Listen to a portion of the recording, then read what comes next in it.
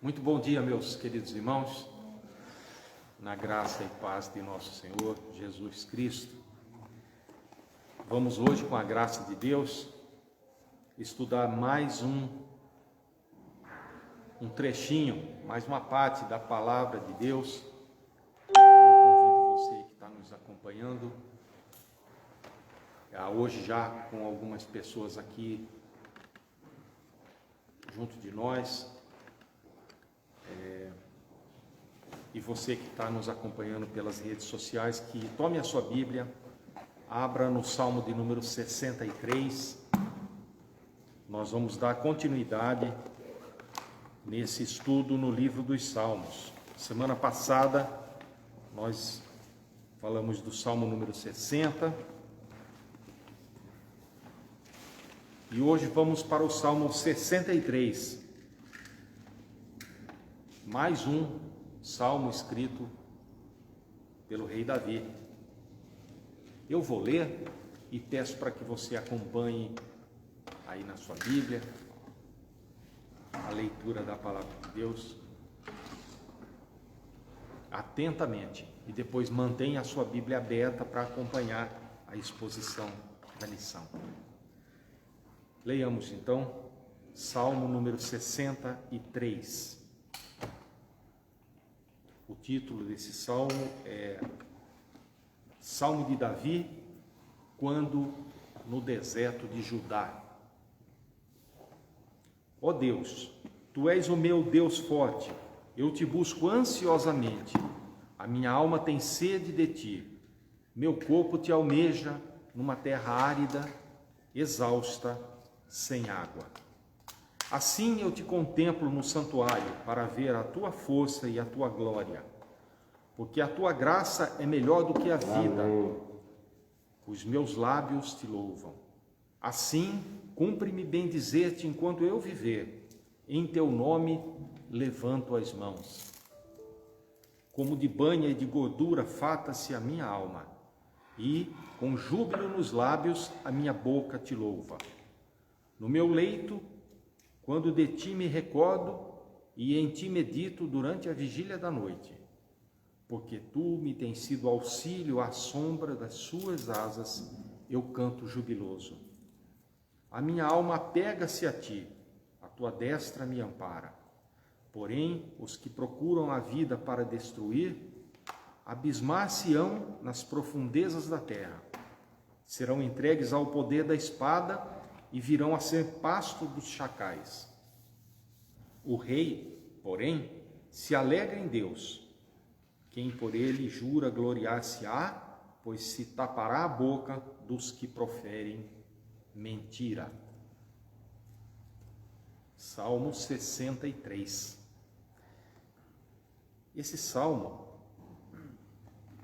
foi escrito quando Davi estava fugindo, acampado no deserto de Judá. E o mais provável é que ele tenha sido escrito durante a fuga que Davi fez, que Davi empreendeu, saindo de Jerusalém por conta da perseguição perpetrada pelo seu próprio filho, Absalão. Na época em que ele escreveu o Salmo de número 63, melhor dizendo, ele sofria risco de vida. Ou melhor, risco de morte, né? Não é risco de vida, é risco... A sua vida estava em risco. Então, mas mesmo estando no deserto, é interessante observar que Davi não parou, não cessou de louvar e de adorar a Deus. Embora houvesse um deserto à sua volta, e fica muito bem claro aqui, não é? Quando ele diz que ele estava no versículo 2, ou mesmo no versículo número 1, na parte B, ele diz que a minha alma tem sede e o meu corpo, agora ele está falando do físico, né? Te almeja numa terra árida, onde ele estava, exausta e sem água. Embora houvesse todo um deserto à sua volta, o coração de Davi não estava no deserto, né? Estava bem nutrido. bem alimentado, porque ele estava ali naquela situação, mas embora ele estivesse dentro daquela circunstância caótica, ele ainda assim encontrou forças, encontrou ânimo, encontrou inspiração para escrever um salmo tão lindo como esse, um salmo de adoração. É uma declaração de amor que o poeta, aí no caso Davi, faz a Deus, né? E quando eu estava escrevendo essa lição, eu pensei que bom seria se nós, mesmo atravessando esses momentos de dificuldade que todos enfrentamos, né? A história referente ao Salmo número 63, ela pode ser encontrada lá no segundo livro do profeta Samuel, ali a partir do capítulo 15. Então eu convido você que está nos acompanhando depois na sua casa, pode ler com calma, segundo Samuel capítulo 15, a partir do verso 23, você vai encontrar a narrativa histórica. Então você vai entender exatamente o que estava ocorrendo. Mas o resumo é mais ou menos esse. Davi estava fugindo, porque seu filho, seu próprio filho, Absalão, num ato de traição, num golpe de Estado, como nós chamamos hoje, né? Tomou o governo das mãos do rei Davi, né? E se autodeclarou o rei sobre Israel, sobre a nação. E ele encontrou alguns apoiadores. Então Davi, naquele momento, teve que fugir de Jerusalém, ou seria morto. Deixou tudo para trás, foi para o deserto, né? Alguns estudiosos, alguns teólogos atribuem essa fuga de Davi a uma fuga de Saul, mas eu creio que não, porque o versículo de número 11 do Salmo 63, você que está com a sua Bíblia aberta pode conferir, ele diz assim: o rei, porém, quando ele fala o rei, porém, ele está falando dele mesmo. Eu mesmo, eu me alegro em Deus, né? Então, nós sabemos que quando Saul perpetrou aquela perseguição a Davi, Davi ainda não era rei, né? Então, esse detalhe do Salmo do versículo 11 do Salmo 63 dá conta de que essa perseguição aqui não foi aquela primeira perseguição do rei Saul, quando Davi já se tornava famoso e muito querido em Israel, né? Então o rei Saul, movido por inveja, por um espírito maligno, passou a perseguir Davi. Não é esse caso. Esse caso aqui é na tentativa de golpe de Estado, de uma tomada de governo pelo seu próprio filho Absalão. Então ele foge, deixa tudo para trás. Mas o importante aqui é nós observarmos o desejo de Davi, que fica expresso nesse salmo, de uma profunda experiência com Deus. É o que me chamou mais atenção. E por que que hoje, eu gostaria depois de traçar um paralelo, por que que hoje muitas pessoas que se dizem cristãs, eles abdicaram de uma profunda experiência com Deus. Eles não têm experiências maiores com Deus, vivem numa superficialidade de uma vida cristã, meio que como se isso fosse algo deixado muitas vezes pelos pais, pelos avós, não é? É só uma fé nominal, não é uma fé de vida, de prática, de dia a dia. Não há profundidade naquilo, é só uma declaração muito vaga, muito na superfície. Isso foi coisa que Davi não teve. Davi, nós podemos atribuir a Davi uma enormidade de erros e tropeços ao longo de sua vida. Mas uma coisa ele tinha intimidade com Deus. Isso é fato, né? E isso lhe valeu nas mais diversas situações de sua vida. Porque vejam que apesar de todo o caos, apesar de toda a perseguição, apesar de estar no deserto, como ele diz aqui, numa terra árida, exausta e sem água. Ainda assim, ele se declara para o Senhor como sendo Deus a grande paixão da sua vida, o seu refúgio, o seu lugar de descanso, né? Ele diz assim, diz Davi, no verso 4, assim, cumpre-me bendizer-te enquanto eu viver. Que coisa linda isso, né? E em teu nome eu levanto as minhas mãos. Quer dizer, as circunstâncias eram todas negativas. Eram todas, como dizemos hoje, para levar para baixo. Nossa. Né? As circunstâncias parece hoje. É um paralelo com os dias de hoje. A situação era muito para desanimar. Era para dizer, agora está tudo acabado. Porque vejam, irmãos, para o israelita, a coisa mais importante era a presença da arca do Senhor, da arca da aliança. A arca simbolizava a presença de Deus no meio do povo de Israel. Não é? Então, essa arca foi movimentada durante muito tempo, lá desde que ela foi construída, por direção de Deus. Ela foi levada para lá, para cá, para lá, para cá, templo, em tendas, né? No período do deserto, depois no templo, e agora Davi sai, o rei de Israel sai de Jerusalém e deixa inclusive a arca do Senhor, a arca da aliança para trás, o símbolo da presença de Deus. Então agora ele está no meio do deserto, veja, ali sem água, comida escassa, uma terra árida, exausta, rachada, e ele diz assim, mas enquanto eu viver, cumpre-me bendizer o teu nome.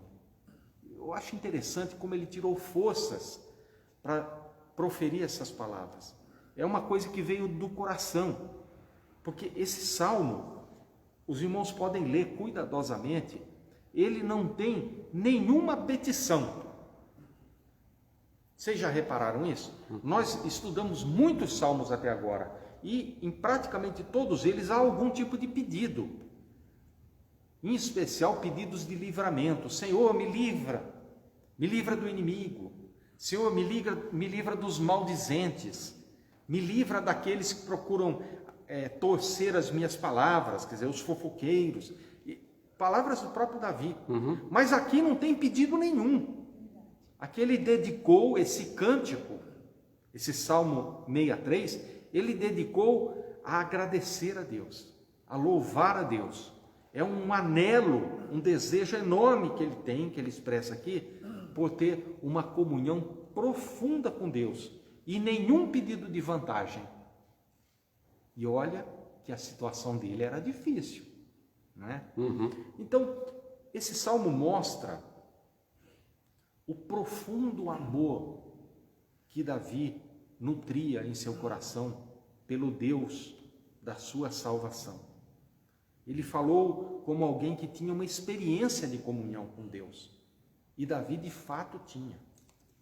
Todo momento, isso é bom nós entendermos, todo momento é propício e adequado para uma comunhão com Deus.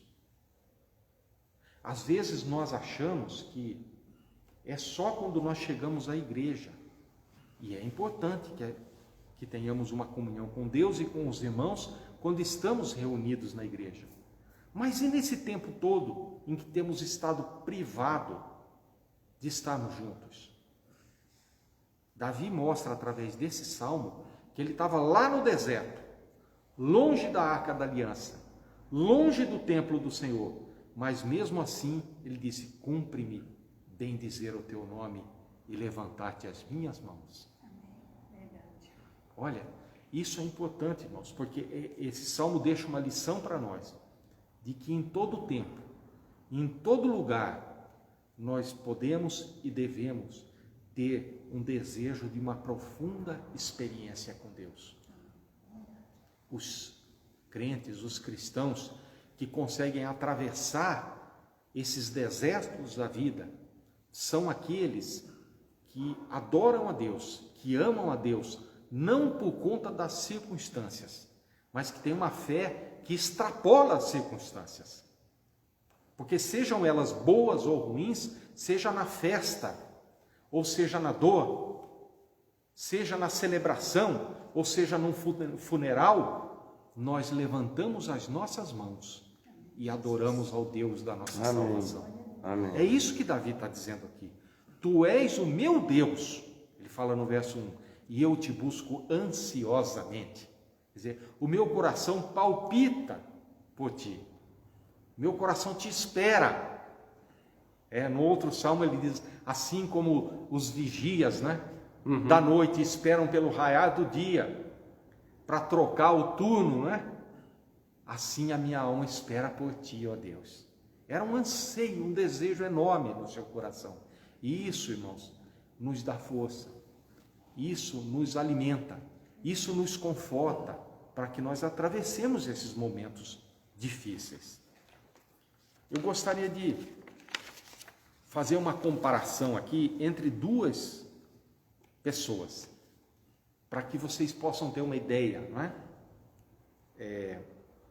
Eu estava lendo sobre um escritor britânico, e esse homem chamado Thomas Paine. Thomas Paine, ele é considerado um dos fundadores dos Estados Unidos da América. Ele emigrou da Inglaterra para os Estados Unidos, que chamamos hoje, quando ele tinha 37 anos. Ele era um homem muito inteligente, já era um escritor, já era um pensador, e em chegando nos Estados Unidos, ele começou a publicar alguns panfletos sobre a questão da liberdade. Já havia alguns rumores ali, especialmente na costa leste, mais ao norte dos Estados Unidos, quase divisa ali com o Canadá, na chamada Nova Inglaterra, havia alguns rumores já de independência, de desejo de se desligar da Inglaterra. E esse homem, escrevendo aqueles panfletos, ele insuflou ainda mais a população, o povo, a se insurgir contra o governo de Londres. E depois veio a guerra, depois veio todo o movimento pela Revolução Americana, e ele ficou famoso. E ele, inclusive, fez parte desse grupo dos chamados fundadores dos Estados Unidos. Mas, apesar desse seu papel muito importante, ele gostava mesmo era de escrever. E ele escreveu um livro que se chamava assim, A Era da Razão que Zombou do Cristianismo. E nesse livro, Thomas Paine tinha como intento esculachar com a fé cristã. E ele disse assim, esse livro, ele vai destruir a Bíblia. Ele vai destruir a Bíblia. Dentro de alguns anos, vocês só vão encontrar a Bíblia em museu ou no sebo. Sabe o que é um sebo? Sebo é aquelas lojas que vendem livros antigos, Então vocês só vão achar nesse lugar, porque não vai ter mais por aí. E ele morreu depois em 1809, escreveu alguns outros livros, e ele morreu numa situação muito triste. Ele morreu esquecido por todos, não tinha amigos, seus familiares o abandonaram, e nos seus últimos momentos, ele reconheceu o seu erro e disse assim, se eu não tivesse escrito aquele livro, eu daria tudo para não ter escrito aquele livro. Por que eu contei essa história de Thomas Paine? Apenas para mostrar como que, da mesma forma que o desejo de Thomas Paine era se ver longe de Deus, tanto que ele escreveu um livro, dizendo que esse livro acabaria com toda a influência da Bíblia, era um livro que destruiria a Bíblia, ele queria estar longe de Deus, e Davi, aqui nesse Salmo 63, se mostra 100% diferente dele. Davi tinha um desejo, uma vontade, um anseio, e ele diz, eu te busco ansiosamente e a minha alma tem uma sede de ti, Senhor. Graças a Deus. Que coisa diferente, como as pessoas se colocam em polos diferentes, Uhum. E esse homem morreu de uma forma tão triste. Ele partiu tão abandonado, sem o amor, sem o afeto de ninguém. E nos últimos tempos ele reconheceu o seu erro, mas já era tarde, né? Não se arrependeu também, né? Pelo menos não consta na história. Mas eu só quis deixar essa ilustração, esse comparativo. Mas aí vem, meus queridos, uma grande questão. Eu me perguntava a mim mesmo, por que muitos deixam de ter o desejo de uma experiência mais profunda com Deus? Por que muitas pessoas vivem nessa simples superficialidade de uma vida cristã? Sabe aquela vida só nominal? Como diz uma vez eu ouvi um pastor dizer, eu achei bastante engraçado aquilo. Ele disse que alguém na igreja falou assim, pastor, essa pessoa não tinha nenhum testemunho de cristão, de crente. E a pessoa disse assim, pastor, mas eu venho de um berço cristão. Uhum. Aí o pastor falou, vai ver que era só o berço que era cristão. Porque a vida dele não testemunhava, né, da fé, do Cristo a quem ele declarava. Né? E não, mas por que algumas pessoas, elas chegam na igreja, elas até se beneficiam, né, daquilo que a igreja de Cristo oferece, mas elas não almejam, elas não desejam, como Davi, ter essa experiência profunda, duradoura, para uma vida, ou melhor, para a vida toda, porque não é só a vida aqui, mas é para a vida eterna, não é? Uhum. Por quê? E eu cheguei na conclusão, estudando a palavra de Deus, que o desejo de uma vida íntima, de uma vida próxima com Deus, se tornou secundário para muitas pessoas. Em primeiro lugar, porque parece que para alguns se cansaram de esperar por algo que não vem. É um tipo de um aparente cansaço, né? Eu estava lendo Pedro lá na sua segunda carta, e ele diz lá no capítulo 3, a partir do verso 3, verso 4, ele diz assim, tendo em conta, meus irmãos, antes de tudo, que nos últimos tempos virão escarnecedores com os seus escárnios,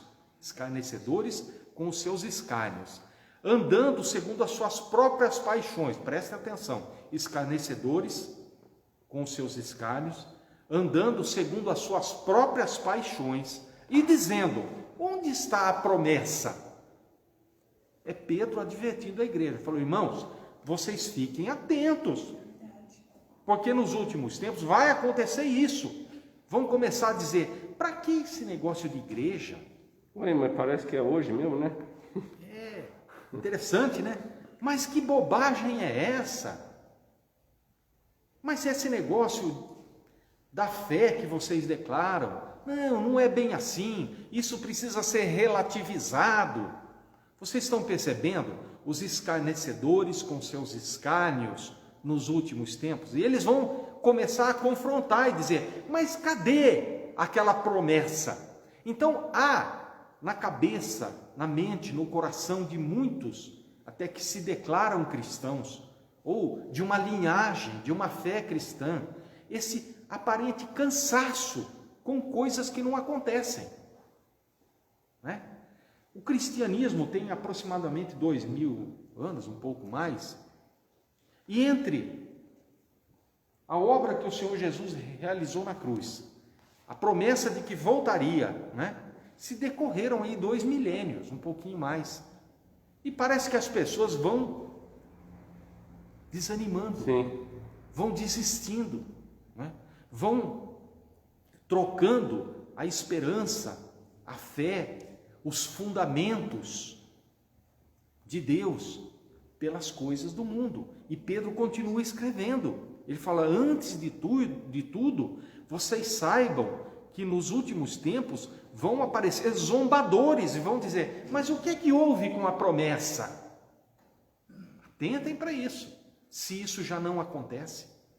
Escarnecedores com os seus escárnios, dizendo, cadê a promessa? O que é que vocês ganham com isso? O que é que vocês ganham com isso? Então, esse anseio, esse desejo que Davi tinha, ao ponto de dizer: Senhor, a minha alma tem uma sede enorme de Ti.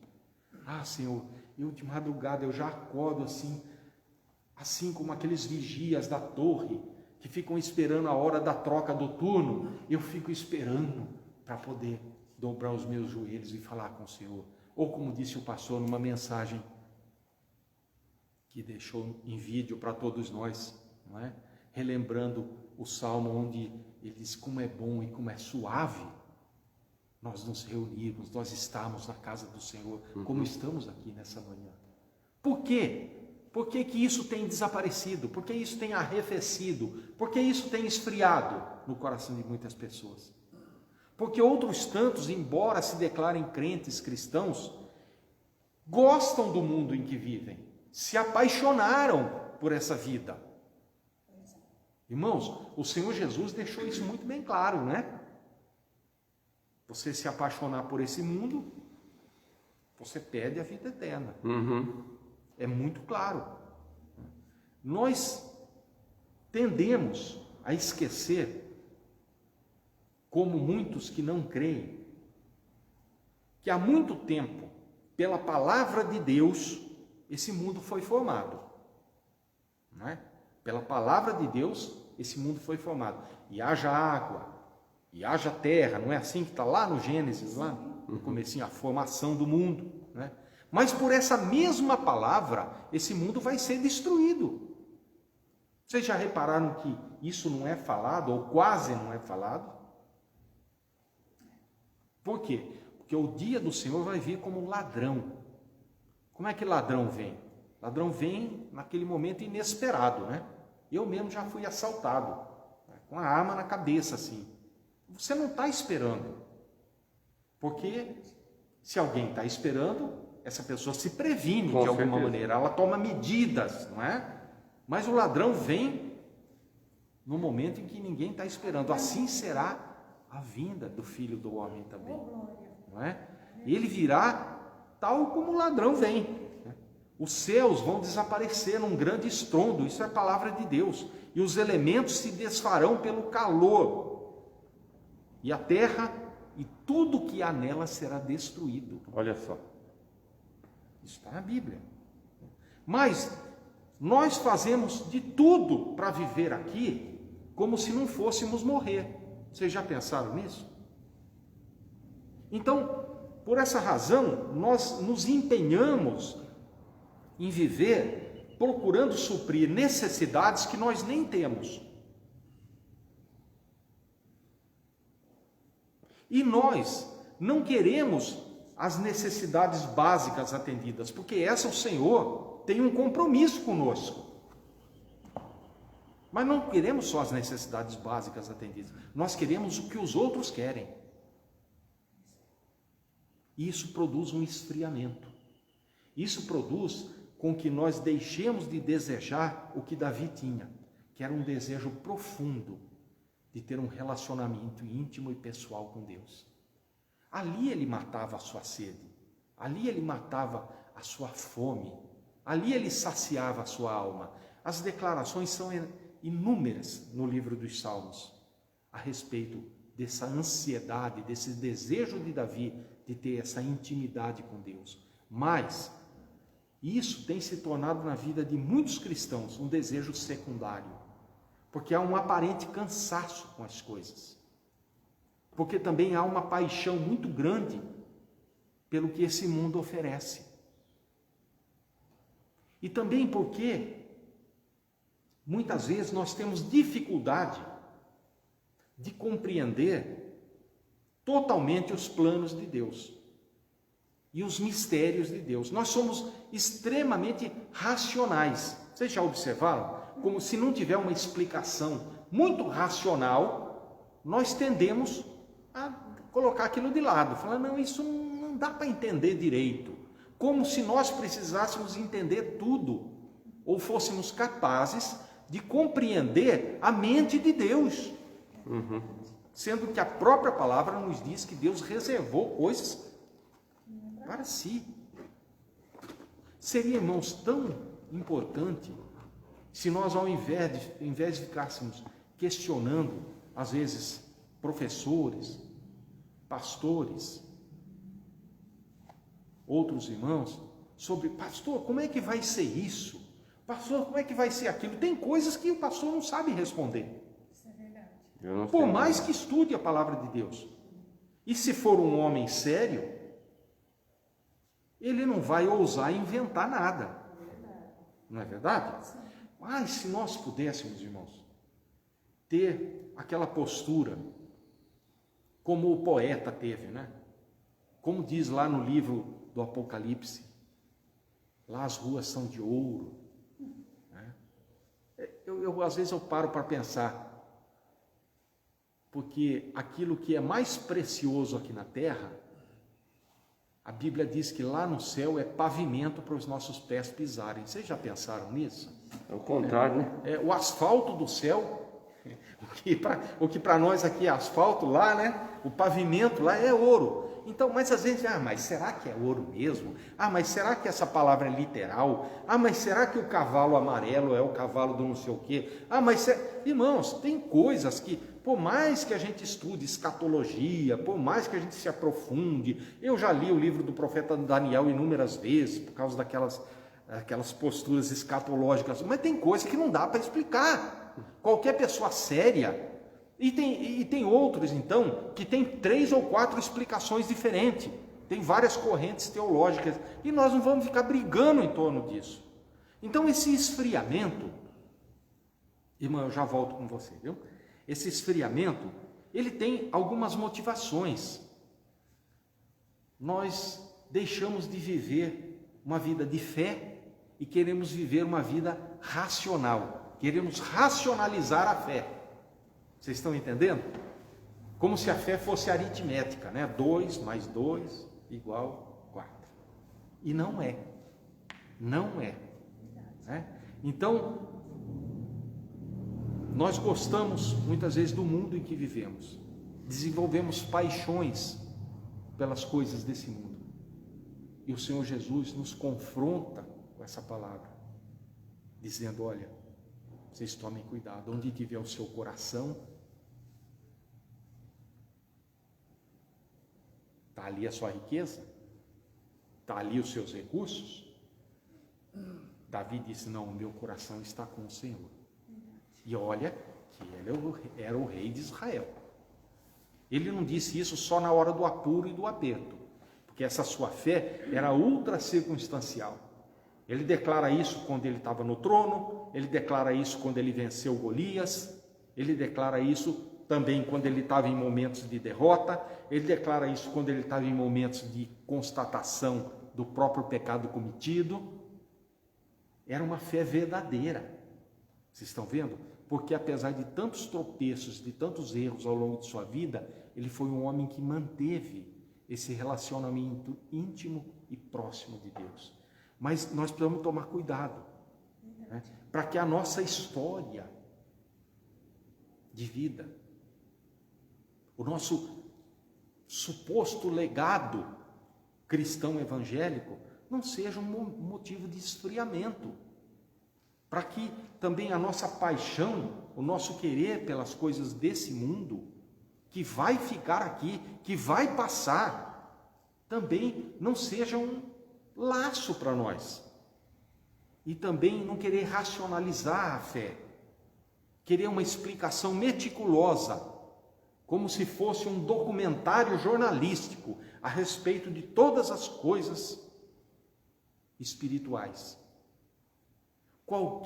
Irmãos, qualquer que ensina a palavra de Deus, que for honesto, que for sincero, diante de Deus e diante dos seus irmãos, do seu próximo, sabe que nós não temos explicação para tudo.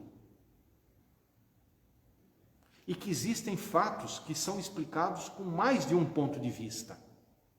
E nós não somos o dono da verdade. Nem o pastor é. Nem o reitor do seminário é. Ninguém é. Só o Senhor Deus é. Então nós temos que ter a humildade de nos curvar diante disso e falar, Senhor, eu quero viver pela fé, eu creio na Tua palavra, né? Eu quero ser como Davi, Eu quero que o Senhor seja para mim como aquela água que chega numa terra ressequida, numa terra seca. Né? E então a minha alma absorve a Ti, porque eu anseio pelo Senhor, mais do que os vigias pela alva, né? Pelo raiar do dia. A irmã queria dizer alguma coisa? Sim, queria sim. Como Deus está falando no meu coração, o irmão tinha estado falando aí, da gente, das coisas desse mundo. Quando eu era mais jovem... Sim, eu vou repetir aqui, para que os irmãos que Ou estão você em fala casa... mais alto um pouquinho. Ou a irmã vem Não, aqui pode e falar. conta aqui. Não, Né? é rapidinho. Não, Então, pode falar mais alto daí. Que para que os irmãos que estão nos acompanhando pelas redes sociais possam também ouvir e entender. Certo. Quando eu era mais jovem, toda vez que eu ia na cidade, eu passava em frente à Casa das Alianças, casas de joias. Sim. E eu entrava. E tinha um anel que me deixava assim vidrada por ele. O anel e os brincos. E eu saía triste. Várias vezes eu fiz isso. Mas eu nunca tinha posse para poder comprar aquilo ali, que era muito caro na época. E um dia eu saindo da loja, glória a Deus, o Espírito Santo falou no meu coração que eu ia andar na ruas de ouro, de jaspe e de cristal. Olha que beleza, hein? Por que eu tinha que ficar triste? Irmão, eu comecei a chorar, porque eu sou assim, quando eu sinto a presença do Senhor, eu choro e rio, eu dou risada de alegria. Entendi. Aquela alegria se tomou conta no meu coração. Hoje eu nem, parece que quando eu vou na cidade, parece que eu nem vejo essa loja mais. Muito bem. Outro dia eu entrei nela lá para colocar a bateria no meu relógio, mas nem. Então, foi o mundo acabou de falar. É isso. Que a gente vai andar numa rua de ouro, de jaspe, de cristal. Então, para mim, as coisas do mundo, para mim, não fluem mais. Amém. Deus fez assim uma água maravilhosa no meu coração que se eu tiver, amém. Se eu não tiver, amém, mesma coisa. Amém. Esse Veja, é meu testemunho. irmãos, e isso não tem nada a ver, porque muitas vezes o mundo procura confrontar essa nossa fé, dizendo, não, mas você vai perder a sua autoestima, e não é nada disso. Não é nada disso que nós estamos falando. Pelo contrário, a nossa estima nunca teve tão boa. Amém. Glória a Deus, porque nós temos uma fé viva, né? Como Davi, assim, almejava, ansiava por Deus, porque ele tinha convicções, e nós não podemos perder essas convicções. Obrigado aí pelo testemunho. Mas outra coisa também é que nós somos levados a uma falta de perspectivas quando nós não temos essa postura, tal como Davi tinha. Sem uma vida íntima com Deus, nós ficamos fracos, fragilizados para enfrentar as lutas de hoje. Veja, o apóstolo Paulo chama de miserável aquele que vive sem essa expectativa, né? Ele diz assim, olha, se as nossas expectativas se resumem ao presente século, nós somos os mais miseráveis dos homens. Então veja que essa intimidade expressada por Davi no Salmo 63, ela tem que ser uma realidade na nossa vida. Porque, irmãos, há um Deus nos ajudando hoje e nos esperando no futuro. Essa é a convicção que está no coração do crente, não é? Então, desde já, diz Paulo lá na sua primeira carta a Timóteo, no capítulo 4, ele diz que desde já nos está preparada uma coroa de justiça. Amém. Essa justiça conquistada pelo Senhor Jesus, o justo de Deus, não é? O qual nós amamos, ao qual nós aceitamos, ao qual nós imitamos, né? E ao qual procuramos seguir todos os dias, como Davi, com sede, com anseio, não com superficialidade. Nós também, sem essa postura, sem esse desejo de uma profunda experiência com Deus, nós ficamos sem estímulo para buscar uma vida santa. Porque veja bem, é triste hoje nós observarmos que as pessoas chegam na igreja, né, elas entram, elas são ali acolhidas, elas são amadas, mas depois de algum tempo você vê que não há transformação alguma, não há mudança nenhuma, porque uma boa parte está em busca de solução de problemas pessoais, de riqueza, né? Ao invés de buscar uma vida santa, sem a qual nós não vamos ver a face do Senhor. No passado, os irmãos aqui com mais idade lembram que as pessoas argumentavam entre o que era certo e o que era errado, o que era verdadeiro e o que era falso. Mas agora, o que se tem é uma negação dos conceitos de moralidade. Tudo é relativizado. Ah, mas isso é relativo. Ah, mas depende do seu ponto de vista. Não é assim que se fala? Não é? Então, esses sentimentos, eles acabaram se colocando acima da própria vontade de Deus na vida de muitos crentes. É a relativização daquilo que deveria ser absoluto. As verdades, os pilares instituídos pela palavra de Deus são absolutos. Eles são a nossa única declaração de fé e prática. Mas se você for ouvir a mídia, o mundo, a escola secular, você vai ver que tudo é relativizado. Os próprios conceitos morais, os próprios conceitos de fé, são relativos. Mas não é bem assim, né? Então nós estamos vivendo um tipo de um evangelho de consumo. As pessoas pregam aquilo que o povo quer ouvir. E as pessoas não querem mais a exposição das Escrituras. O que muita gente quer hoje, na verdade, é uma revelação profética dos próximos fatos. Isso mesmo. E eu pergunto, para que nós precisamos disso? Se a nossa fé está firmada, está fincada numa rocha. Eu não estou preocupado com isso. Ou os irmãos estão? Qual o destino que essa pandemia vai tomar? Tem muita gente que está atordoado com isso. Irmãos, eu não sei, se o Senhor me recolher hoje, eu vou com Ele. Você tem essa convicção? É isso que o crente precisa ter. É claro que eu quero ficar aqui. Eu tenho um netinho aí que está para nascer, deve ser essa semana. Olha aí. Se Deus quiser. A gente tem esperado tanto. Mas, sabe, irmãos, a minha maior esperança, meu maior desejo é estar com o Senhor. Glória a Deus. Davi fala isso lá no Salmo. Senhor, a minha alma tem uma sede do Senhor. Eu estou aqui no meio desse deserto, mas eu estou sedento, não é de água. Ele podia dizer, olha, Senhor, aqui no deserto não tem nada, não tem água. Não tem um rio, não tem um ribeiro, não tem uma fonte, não tem nada.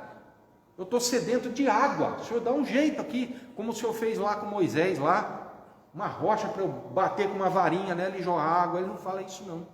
O salmo é só gratidão. Ele diz, eu estou aqui no meio do deserto, mas a minha sede é do Senhor. É do Senhor.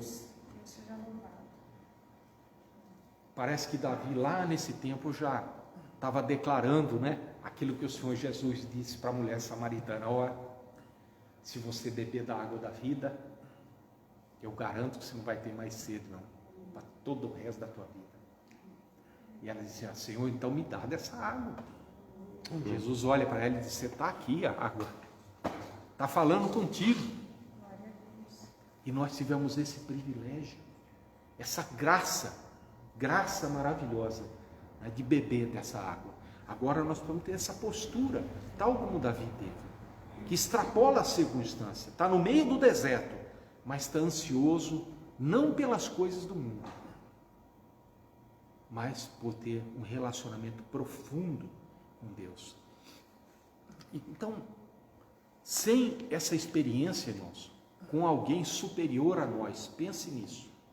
Nós precisamos de alguém muito mais elevado do que nós, muito acima de nós, o próprio Deus a quem servimos, para nele nos refugiar. Muitos estão se refugiando nos seus iguais.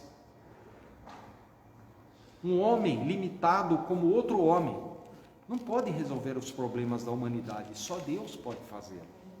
É por isso que Davi tinha esse anseio, não por um outro rei, por um outro governante para trazer solução para ele, mas no Senhor. Né? Então, hoje nós devemos declarar que a obra de Deus, ou a obra que Deus começou em nós, ainda não está terminada.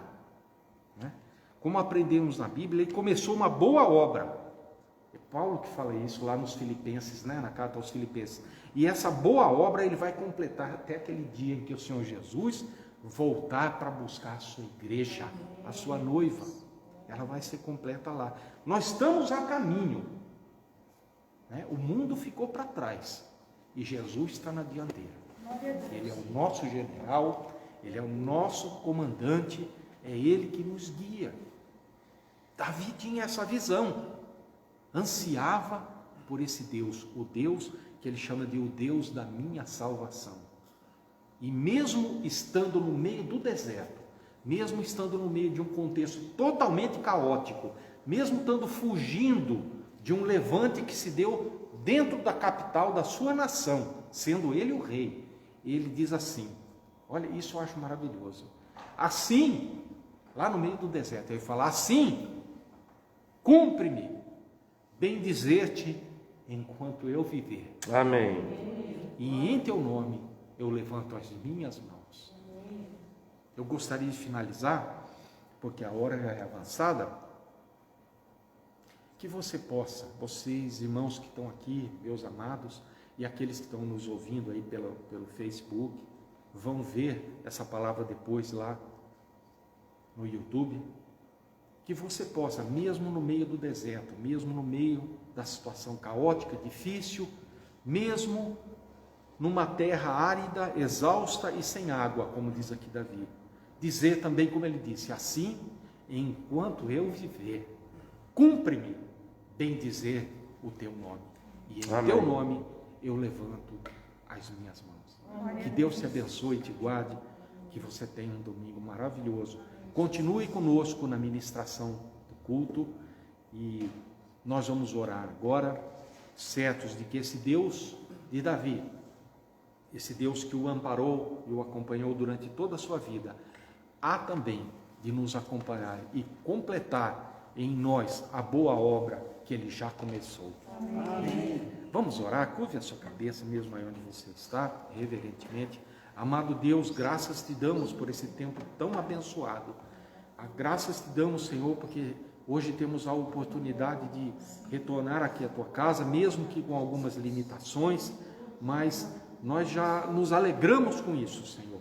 E nós esperamos no Senhor. E mesmo num tempo difícil, num tempo de muitas perdas, num tempo em que muitos ainda choram pelos seus queridos que se foram, ainda assim, cumpre-nos bendizer o teu nome. Queremos bendizer o teu nome na manhã desse domingo e dizer que tal como o Senhor foi para o teu servo lá no passado, o Senhor também é o Deus da nossa salvação e nós ansiamos pelo Senhor, assim como os vigias anseiam pela alva do dia. Bendito seja o teu nome, fica conosco. Guarda, Senhor, os nossos amados, em nome do Senhor Jesus Cristo. Amém. Amém.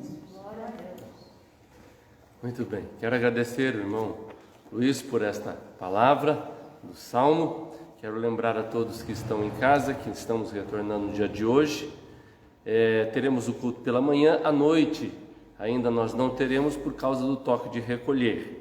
Se continuar esse horário, nós vamos ter que mudar pelo menos meia hora antes para o nosso culto, para a gente poder ter. Mas por enquanto vamos ter o nosso culto pela manhã e às 18h30 somente pelas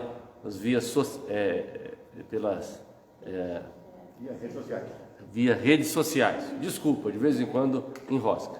Então Deus te abençoe e até daqui a pouco. Sai para tomar uma água e ir ao banheiro, daqui a pouco nós voltamos. Deus abençoe. Deus abençoe. Vou tomar. Deixa eu só apertar.